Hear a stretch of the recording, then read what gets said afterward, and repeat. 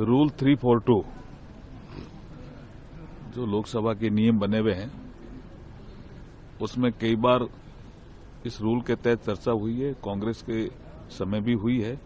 कोई ऐसा विषय आता है तो चर्चा होती है। वित्त मंत्री जी ने अपने अंतरिम बजट में ये उल्लेख किया कि हम व्हाइट पेपर लाएंगे और इसलिए व्हाइट पेपर आ रहा है।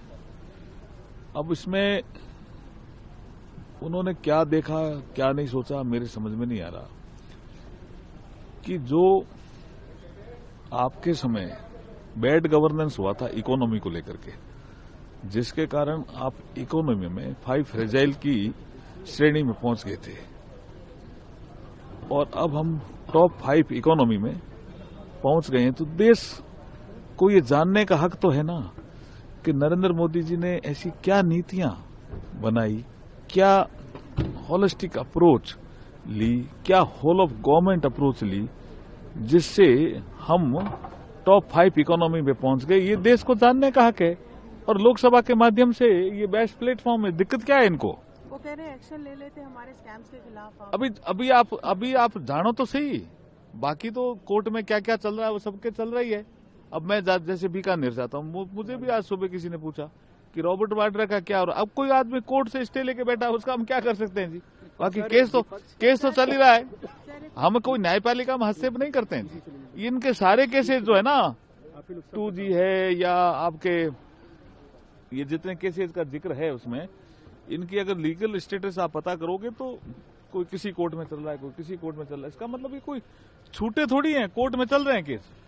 सर, एक जब आप व्हाइट पेपर पर चर्चा करेंगे तो कांग्रेस ब्लैक पेपर को लेकर लोकसभा में चर्चा के दौरान अपना ब्लैक पेपर भी रखेगी और उस पर भी बात करेगी। देखिए, जब निर्मला जी बात करेगी और हमारी तरफ से जब बात होगी, हम तर्कों के साथ बात करना चाहेंगे। वो अगर कुतर्कों का सहारा लेना चाहते हैं इस व्हाइट पेपर के इशू पर भी तो वो लें, लेकिन हम तर्कों के साथ ही हमारी बात रखेंगे। ब्लैक पेपर पर क्या कहेंगे? ब्लैक पेपर पर जो ये तो कुतर्क है ना।